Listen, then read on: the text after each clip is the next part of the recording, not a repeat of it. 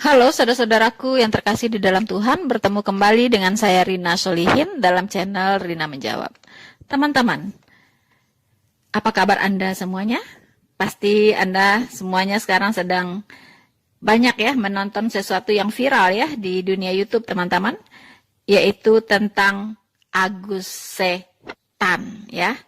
C-nya tan ya teman-teman ya. Jadi Agus, C-nya tan. Agus Setan. Kita tahu teman-teman sekarang yang sangat-sangat viral sekarang yaitu ketika Agus Setan ini teman-teman mencobai Alkitab ya. Dia mencobai Alkitab. Memang masalah mencobai ini adalah pekerjaan setan ya. Coba mencobai ini adalah pekerjaan setan. Karena Allah tidak mencobai siapapun dan Allah tidak mencobai apapun. Segala sesuatu yang pekerjaannya mencobai, ya itu hanya pekerjaan setan, teman-teman. Ya, ketika kita ingat bagaimana setan ini mencobai Tuhan Allahnya sendiri, kita melihat bagaimana setan ini memang makhluk yang sangat-sangat tidak tahu diri ya, teman-teman. Dia mencobai Tuhan Allahnya, teman-teman. Ya. Katanya coba ubah batu ini menjadi roti. Kalau engkau memang adalah anak Allah, katanya kepada Tuhan Yesus. Dan Tuhan Yesus berkata, manusia tidak makan dari roti saja, ya, tetapi dari firman Allah. Dan dia terus mencobai Tuhan Yesus, teman-teman, ya. Dia meminta Tuhan Yesus untuk apa? Untuk terjun, ya. Jatuhkanlah dirimu, katanya, ke bawah dari bubungan bait Allah ini jika engkau adalah anak Allah. Begitu ya. Tetapi Tuhan Yesus berkata, janganlah engkau mencobai Tuhan Allahmu. Itu kita bisa baca di Matius 4 ayat 7 teman-teman. Ya. Jadi si iblis ini, si setan ini sedang mencobai Tuhan Allahnya sendiri. Makanya Tuhan Yesus berkata, janganlah engkau mencobai Tuhan Allahmu. Ya. Nah, ini banyak sekali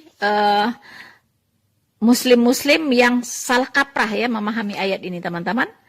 Seolah-olah dia berkata, tuh kan Yesus malah menyuruh menyembah Allah, menyembah Tuhan Allah. Begitu. Padahal dalam konteks ini Tuhan Yesus berkata kepada iblis yang sedang mencobai dia. Ya. Jadi judul dari perikopnya sendiri adalah pencobaan di padang gurun. Ya, pencobaan di padang gurun. Siapa yang dicobai? Yang dicobai adalah Tuhan Yesus. Lalu Tuhan Yesus berkata apa? Tuhan Yesus berkata, janganlah engkau mencobai Tuhan Allahmu.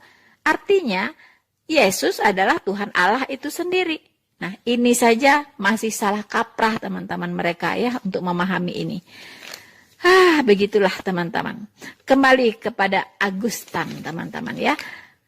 Kita pastikan di dalam tubuhnya itu ada roh setan. Ya, karena coba mencoba ini adalah pekerjaannya setan. Begitu kan? Nah, yang viral adalah ketika dia mencoba membuang angin busuk di atas Alkitab. Ya, ditaruh Alkitab itu di pantatnya lalu dikentutin, teman-teman. Ya, dikentutin. Nah, apakah ini sebuah penistaan? Kita sudah tahu semua ya jawabannya, teman-teman. Tapi kita akan menyaksikan dulu seperti apa detik-detik Agus Setan ini mengentutin Alkitab. Selamat menyaksikan. Ketika kitab ini saya tempel di pantat, ya, dalam sebulan saya akan mati. Kita tes ya, dalam 1 bulan.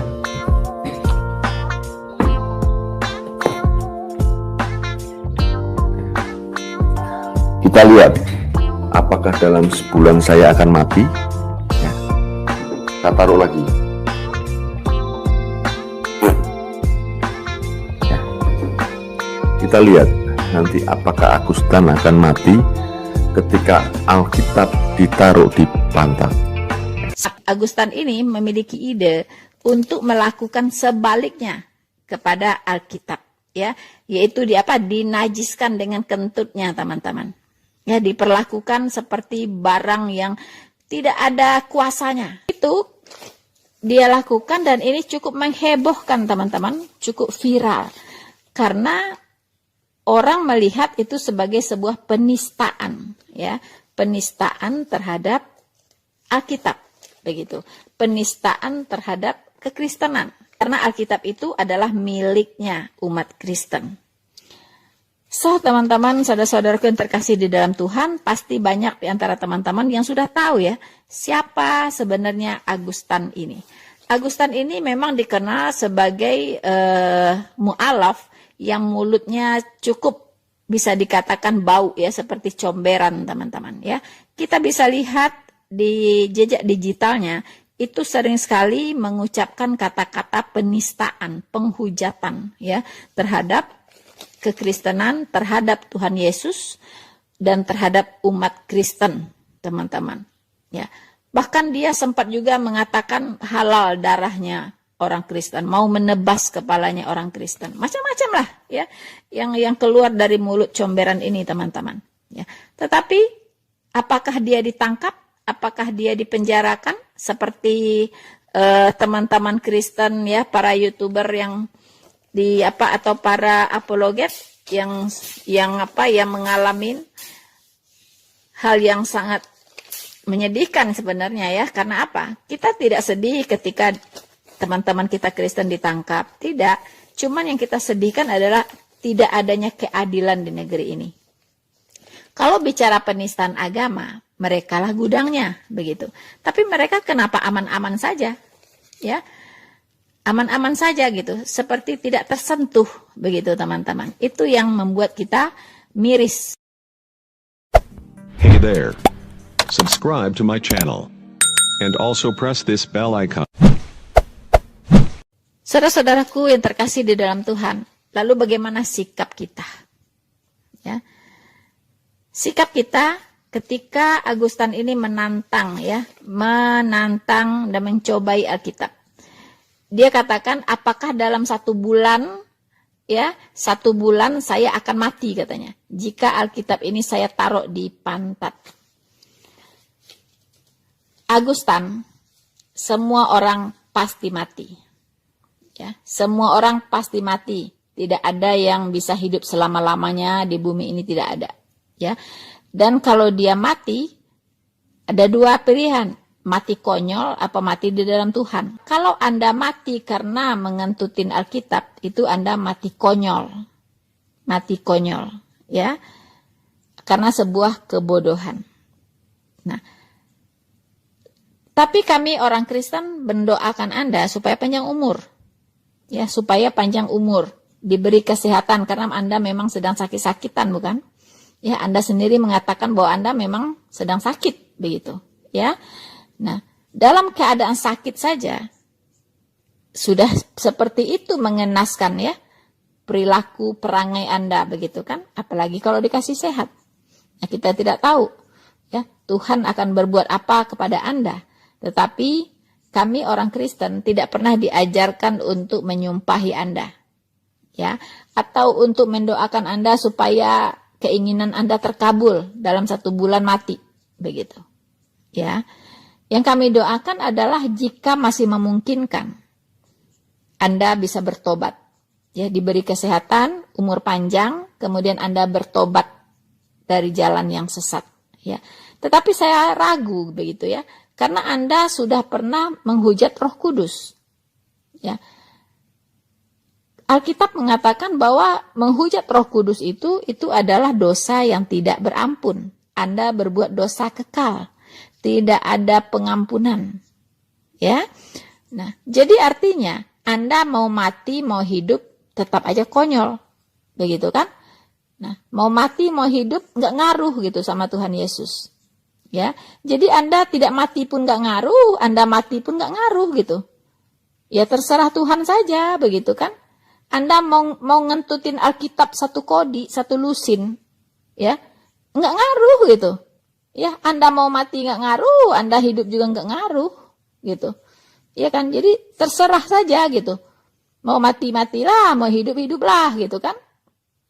Nah, tapi kan kasihan saja, anak Anda kan masih kecil-kecil, ya kan ya. Nanti kalau Anda meninggal, bagaimana mereka? Apakah Anda punya asuransi? Kalau Anda tidak punya asuransi jiwa, nah itu sangat menyedihkan. Begitu kan ya. Nah, jadi kalau bisa ya sebelum 1 bulan ini Anda bukalah dulu polis asuransi. Tapi saya khawatir Anda juga tidak akan lolos diterima karena sudah sakit jantung ya. Kalau sudah mengalami penyakit kritis, ya tidak ada lagi yang bisa diterima. Jadi nasabah asuransi begitu. Iya kan? Terlambat juga ya. Nah, Agustan. Jadi orang ya jangan konyol-konyol amat lah gitu kan. Yang berkelas lah begitu ya. Sampai mengentutin Alkitab itu untuk apa? Untuk apa? Alkitab itu saya katakan sekali lagi memang bernilai ya untuk orang Kristen. Karena isinya adalah firman Tuhan. Isinya adalah petunjuk jalan menuju keselamatan atau sorga. Alkitab kalau saya katakan itu GPS. Ya, GPS menuju sorga.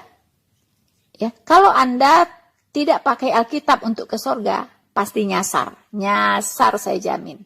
Ya, makanya ada tertulis, ada jalan disangka orang lurus, tapi ujungnya menuju maut. Begitu. Ya, disangka lurus, tapi melenceng sebenarnya. Ya kan? Dan ujungnya menuju maut. Kalau mau mencapai sorga, ya satu-satunya cuman melalui Alkitab jalannya. Tidak ada yang lain. Begitu. Ya, tetapi sekali lagi kami tidak memberhalakan Alkitab.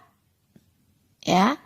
Nah, Alkitab itu ada 2 ya bagiannya, yaitu secara fisik dia adalah berbentuk kertas. Ya, kertas, kemudian ada tulisan-tulisan. Ya. Tetapi secara hakikat dia itu adalah firman Allah yang memiliki kuasa. Ya, firman Allah yang memiliki kuasa. Begitu. Jadi iblis ini dari zaman dulu sampai hari ini teman-teman tidak tinggal diam untuk mendiskreditkan Alkitab, termasuk menaruh Alkitab di pantatnya dan dikentutin. Ya, itulah pekerjaannya si setan ini. Begitu. Ya, si Agus setan ini, teman-teman. Nah, sekarang pertanyaan kita, bagaimana sikap kita sebagai orang Kristen? Ya. Sebenarnya kita tidak diajarkan ya. Kalau ada orang menista kekristenan, menghujat kita, itu kita tidak punya budaya adu mengadu begitu. Tidak punya budaya mengadukanlah ke polisi, adukan supaya dia ditangkap. Iya kan? Paling kita viralkan saja, ya. Kita viralkan supaya pihak-pihak yang berwenang melihat kejadian itu. Lalu apakah mereka tersentuh rasa keadilannya? Apakah tersentuh seperti Menteri Agama, seperti pihak kepolisian, ya, seperti Menko Polhukam atau seperti Kapolri, ya? Apakah Anda tersentuh atau tergelitik rasa keadilannya di sini? Atau biasa-biasa saja begitu? Nah, disinilah diuji ya sekarang ya. Memang ini adalah delik aduan teman-teman. Penistaan agama itu adalah delik aduan. Jadi kalau nggak ada yang ngadu, nggak diproses gitu. Kalau ada yang mengadu, lihat dulu mayoritas atau minoritas. Kalau minoritas, abaikan saja. Kalau mayoritas, cepat-cepat ditangkap. Ya kan? Cepat-cepat dijemput. Nah, itulah ya yang terjadi. Teman-teman, itulah yang terjadi di negeri ini. Makanya kelompok-kelompok mayoritas ini yang sejenis dengan si Agus setan ini tidak ada rasa takut atau rasa takut akan ditangkap, nggak ada gitu. Karena memang mereka kebal hukum. Saya juga nggak ngerti apakah pihak-pihak yang berwajib merasa berat memproses mereka, menangkap mereka dan menjebloskan mereka ke penjara karena apa ya? Karena ada beban mental begitu. Ya kan? Takut dilaknat oleh Allahnya. kalau menangkap para ustadz yang penghujat ini begitu. Ya kan?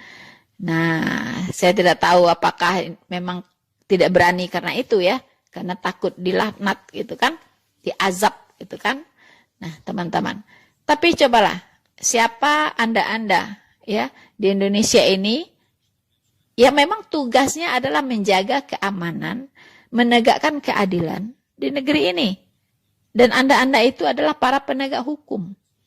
Ya, para penegak hukum, dan tegakkanlah hukum itu seadil-adilnya. Seharusnya penistaan agama ini tidak perlu delik aduan.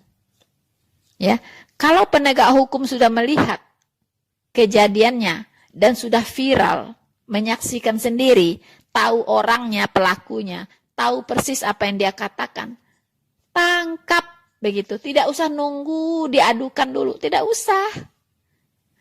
Ibaratnya maling udah di depan mata nyopet, atau maling sudah di depan mata membegal orang.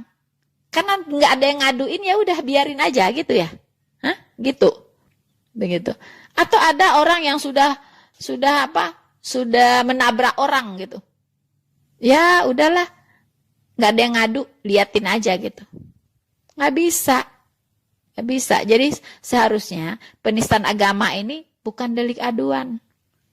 Ya, seharusnya. Karena ini dampaknya lebih daripada orang tukang begal itu. Kalau tukang begal, itu korbannya cuma satu.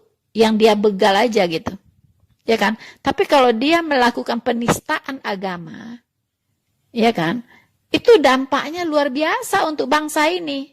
Akan menimbulkan perpecahan, desintegrasi bangsa. Anak-anak bangsa akan saling mencurigai. Ya kan? Akan timbul ketidaktentraman. Ya kan? Karena ini bicara tentang ketidakadilan. Jadi dampaknya luas sekali.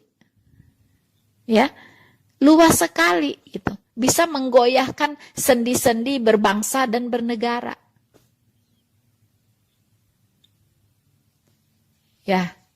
Jadi tolonglah ya pihak-pihak yang berwenang, terutama Menteri Agama. Saya percaya Anda menyaksikan ini, karena ini sangat viral di YouTube. Ya, sudah viral kemana-mana. Dan apakah Anda diam saja? Akan diam saja? Begitu. Bukan masalah Alkitabnya. Kami tidak memberhalakan Alkitab. Tapi yang kami sayangkan adalah tindakannya. Ya, yang begitu konyol.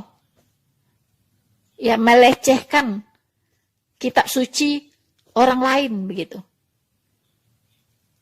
Nah, ini kalau soal Alkitabnya nggak masalah, mau Anda bakar, mau Anda kentutin, mau Anda no problem. Ya.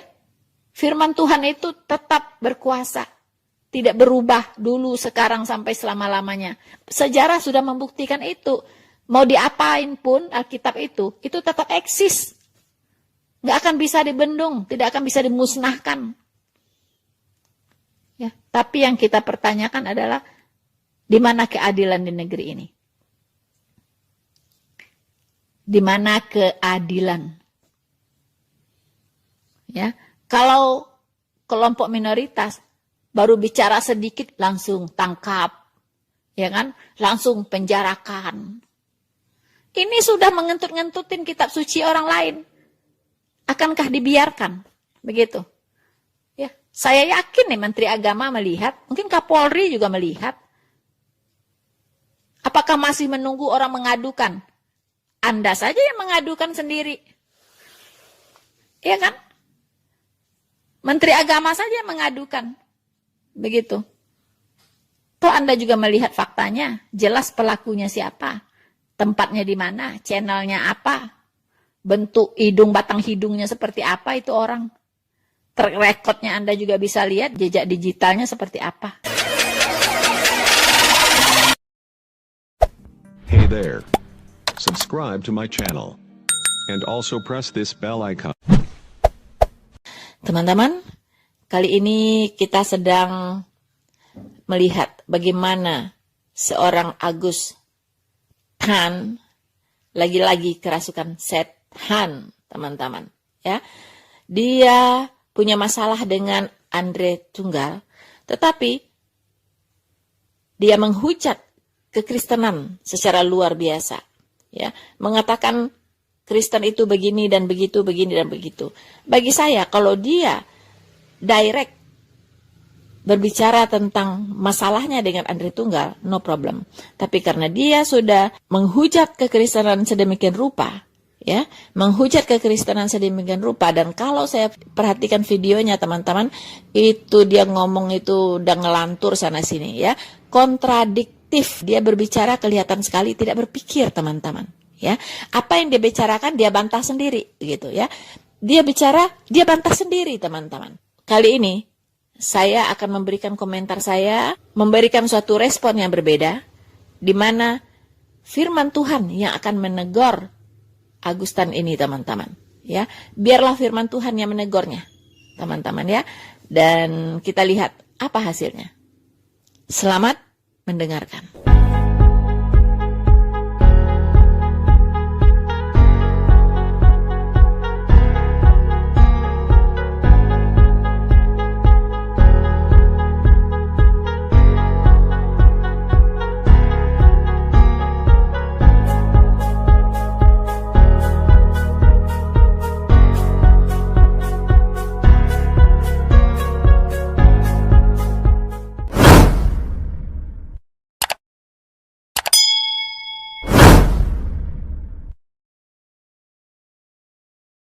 Orang Kristen itu seperti ini, saudara. Ya, rata-rata semanis-manis mulutnya, dia adalah bajingan, dia adalah lonte dan bangsat-bangsat rohani. Ya. Berbahagialah kamu jika karena anak manusia orang membenci kamu, dan jika mereka mengucilkan kamu dan mencela kamu, serta menolak namamu sebagai sesuatu yang jahat. Maha benar Allah dengan segala firman-Nya.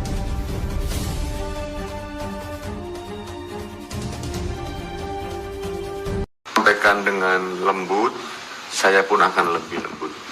Jika disampaikan dengan kasar, saya akan 2 kali lebih kasar, ya. Jika disampaikan dengan 1 hujatan, saya akan memberikan 3 hujatan. Nah, itu saya, ya.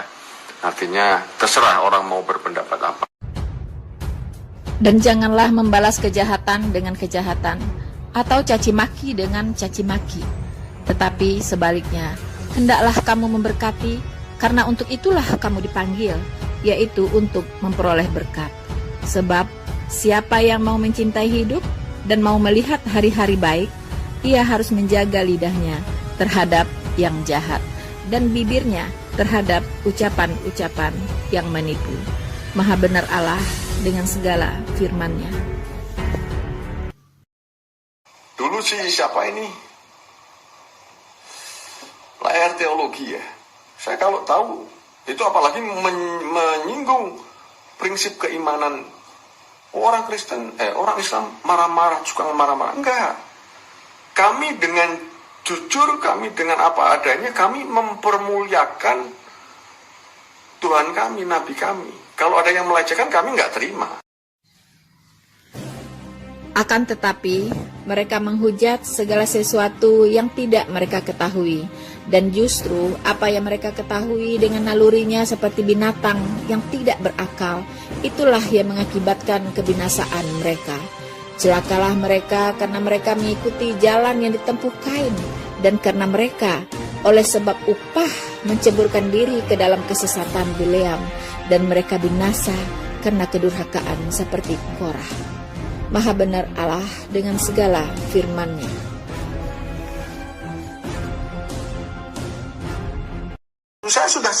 Saya katakan, saya akan menggunakan bahasa-bahasa sisa-sisa kekafiran saya. Dan kamu harganya tidak lebih dari seekor anjing pincang dan babi-babi haram. Dengar dan camkanlah, bukan yang masuk ke dalam mulut yang menajiskan orang, melainkan yang keluar dari mulut, itulah yang menajiskan orang. Maha benar Allah dengan segala firman-Nya. Catat itu, Ndri. Ya, saya harap malam hari ini kamu menonton ini. Ya. Kalau orang-orang seperti ini, kalau saya ketemu kamu, saya tebas leher kamu. Betul. saya tebas leher kamu. Wawai demi langit dan bumi. Ya. Kalau saya tahu, saya tebas leher kamu. Iblislah yang menjadi bapamu, dan kamu ingin melakukan keinginan-keinginan bapamu. Ia adalah pembunuh manusia sejak semula dan tidak hidup dalam kebenaran, sebab di dalam dia tidak ada kebenaran. Apabila ia berkata dusta, ia berkata atas kehendaknya sendiri, sebab ia adalah pendusta dan bapa segala dusta. Maha benar Allah dengan segala firman-Nya. Atau angkal Yahudu wala Nasaro hatta tatapi. Mereka ini kaum bajingan-bajingan, kaum bangsat-bangsat yang tidak bisa dipercaya mulutnya, apalagi hatinya, apalagi kelakuannya. Enggak bisa, saudara. Jangan pernah percaya.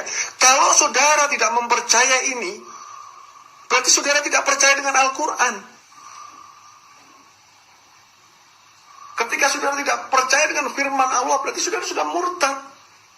Loh, ini perintah loh ya, ini perintah, bukan karena Agustan. Tetapi sekali lagi prinsip daripada hitam putihnya, hidup dan perkataan saya bisa bertanggungjawabkan di hadapan Tuhan. Tuhan Yesus mengajarkan kita semua, jika iya, hendaklah kamu katakan ya, jika tidak, hendaklah kamu katakan tidak. Apa yang lebih daripada itu berasal dari si jahat atau iblis. Tetapi aku berkata kepadamu, setiap kata sia-sia yang diucapkan orang harus dipertanggungjawabkannya pada hari penghakiman. Karena menurut ucapanmu engkau akan dibenarkan, dan menurut ucapanmu pula engkau akan dihukum. Sebab kita mengenal Dia yang berkata, pembalasan adalah hakku, akulah yang akan menuntut pembalasan. Dan lagi, Tuhan akan menghakimi umat-Nya. Ngeri benar kalau jatuh ke dalam tangan Allah yang hidup. Maha benar Allah dengan segala firman-Nya.